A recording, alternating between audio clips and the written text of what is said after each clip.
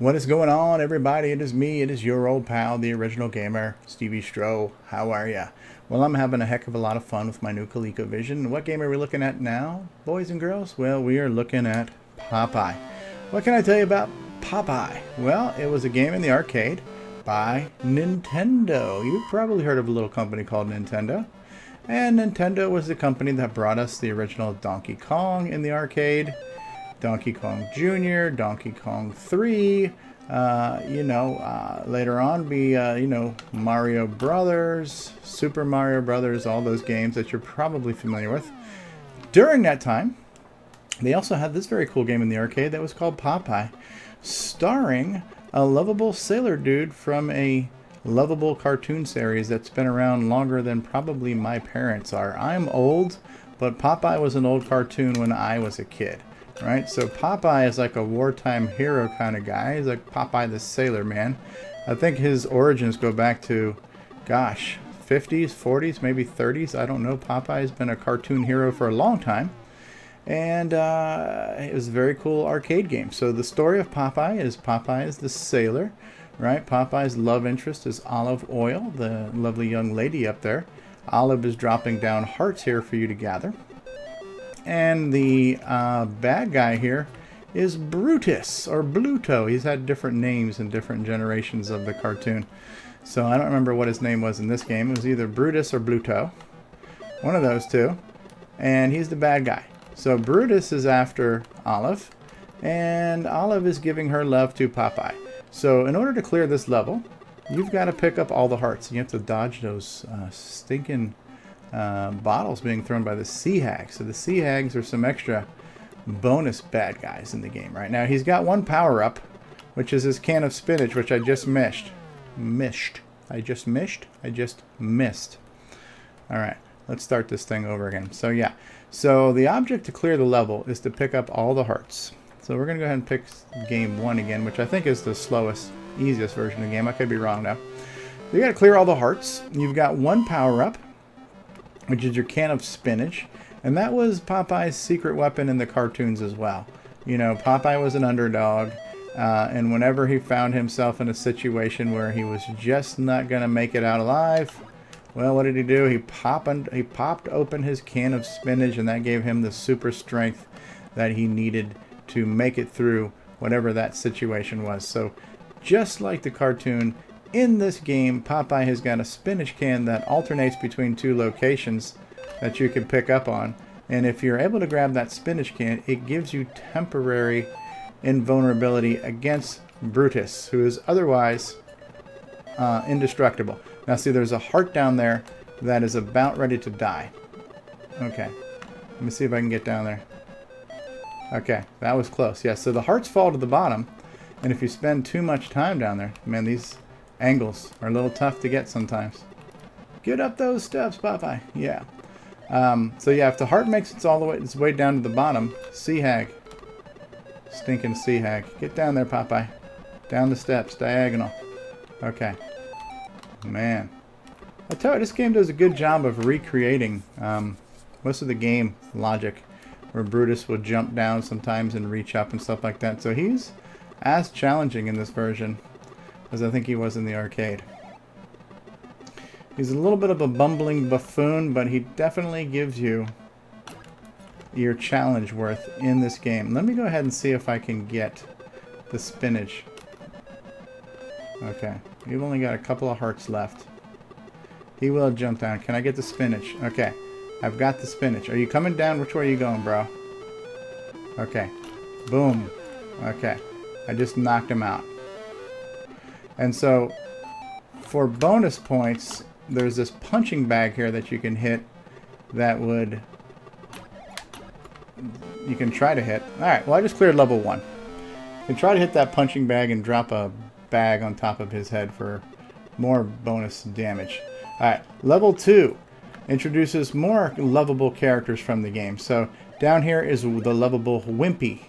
Wimpy was a guy who's had a famous line in the cartoon. He'd always say, "I'll gladly pay you Tuesday for a hamburger today." So Wimpy was the guy who loved hamburgers.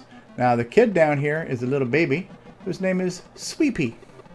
And Sweet Pea was a little baby of the cartoon. I believe Sweet Pea was an orphan that they found. And, you know, this game just really ties into all of the elements of the cartoon series. Again, this is a beloved American cartoon that's been around for, gosh, well over 50 years. I believe that the people who made... somebody left a comment on one of my Donkey Kong videos saying that Nintendo wanted to do a Popeye game, but couldn't get the license at the time, so Nintendo was their kind of homemade version of a Popeye style game. I mean, but Donkey Kong. So somebody left a comment saying that Donkey Kong was a kind of homemade version of Popeye because Nintendo could not get the permissions to make an official Popeye game. I think doing Donkey Kong and getting the success of Donkey Kong probably allowed them to write their own ticket at that point. This was a great game, fun game, much higher resolution graphics, much more visually stunning game than Donkey Kong was. But for some reason, I don't think it was quite as infinitely popular as the original Donkey Kong was. The original Donkey Kong game is in the top 10 favorite video games of all times in the United States anyways. I think Pac-Man and Space Invaders being like number 1 and number 2. Okay, I just got all the musical notes and cleared round 3. The third round is a pirate ship. This is the final round here. This is where Olive is yelling out the words help, and you have to catch them, and I don't think you have to catch them in any particular order. Oh, I just fell down on Brutus. I've got 2 Popeyes left. The round is 3, so the R equals 3. I'm on the third round, and my Popeyes remaining equals 1. So there are some evil sea vultures, whatever you want to call them, seagulls, vultures, whatever. So they are bad guys. You always have the sea hags that come up and will throw random bottles at you to mess with you. So the vultures become a little bit of a pain in the arse there. Obviously Bluto and his bumblings, he's always a challenger. Look out for the bottles. Bottle, bottle, bottle. Bottle, bottle on the wall. Alright. Hello, hello. Hello, governor. Alright, so yeah, so you're spelling out the word help. And let's take out that dude. Okay, sea hag. Gotcha, baby. So as you're catching the letters, you are making a ladder taller and taller. That will eventually let you climb all the way up there and rescue your love, who is Olive Oil. Alright, get up. Oh, the diagonal's killing me, bro. That was tough. Oh, he got me. Lives equal 1. Did I not do it? Oh, dude, thank you. Alright, so maybe I'll clear the third round. If I can stay away from Brutus. Bruticus. Stay away from me, Bruticus. Bruticus is getting to be really beefy right now. Okay, let me grab my spinach.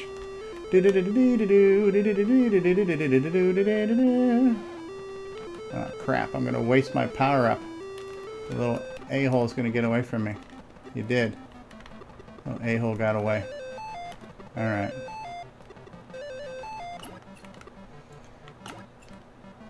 Come on, Olive Oil. Drop me some love, baby. Okay, I only need a few more letters here, it's looking like. Interesting, too, that the sea hag won't go on the side if you're standing exactly in her spot. These diagonals are really tough to get. Okay. I've only got a few more ladders to get. H-E-P. It's like hep. It's like it's spelling out hepatitis or something here. I don't know. Okay. Oh, crap. I've walked right into the bottle. Oh my god. I could have like almost kind of sort of like got the lady. Rescued the lady. Alright. So it says select game 1 to 6. I have a feeling that the first 3 levels are for player 1, if this is similar to another Parker Brothers game, and then so 1 through 3 is like, you know, easy, medium, hard, and then 4 through 6 is that for 2 players. So let's go ahead and try level 3 just for craps and giggles, and let's see what we can do here, if the game is even any more harder than the first one is. But I'd like to try to rescue Olive from the ship and clear all 3 levels. That would be cool.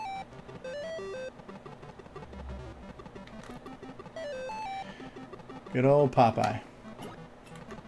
Oh wow, yeah, she is throwing bottles like it's nobody's business. These diagonals are so tough on this old stick, man. Alright. Get up there, Popeye, you freak of nature. Get up there. Alright. Which way are you going, Bruticus? Come on up here so I can smack the crap out of you. Song's over. Yeah, so he's getting a little bit more evasive. That's the thing. Okay. While that bag's over his head, you can actually walk through him. And that's like a bonus thing you can get after you knock him out.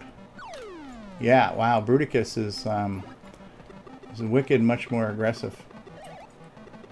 Yes, you are, Bruticus. Yeah, he's just jumping up at me. Wow, he is one aggressive mofo, if I've ever seen one. Yeah, just reach up and touch somebody. Just snap her head. Alright, so cool. Cool. Yeah, so I would say that they did a heck of a job recreating the game. Not only the look of the game, but the mechanics of the game logic of all the different characters and stuff. The difficulty is there, the playability is there. This was, you know, anytime you look at an old game and you compare it to today's standards, it's easy to judge it and say, yeah, well, why would we want to play this old crap compared to what we can do now with Call of Duty and stuff like that. But it's so hard to imagine that this game right now, as I'm looking at this and as I'm commenting on this, I'm just realizing that, you know, this is something, the ColecoVision, I think, sold for, I don't know, maybe $175, $190. Let's just say it's a $200 retail product. And you bought the cartridge, I don't know, maybe 40 bucks, right? What you brought home was an experience that was nearly identical to an arcade machine. And the arcade machines were selling for somewhere near $3,000 in the 80s. The vendors who were buying these arcade machines were spending $2,500, $3,500 on the equipment needed to play those games. Now, granted, they looked better, but not much better.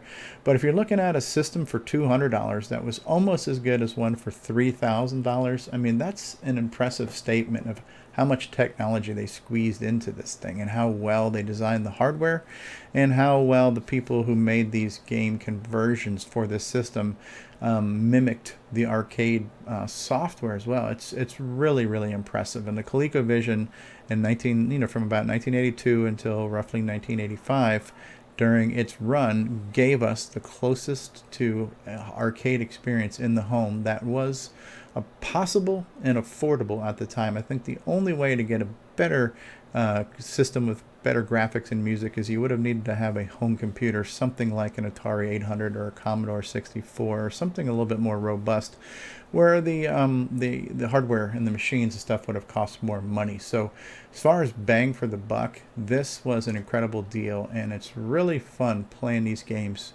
today. So I hope you did enjoy this little trip down memory lane and this little preview of Popeye, ported by Parker Brothers for the ColecoVision. I have been the original gamer, ColecoVision.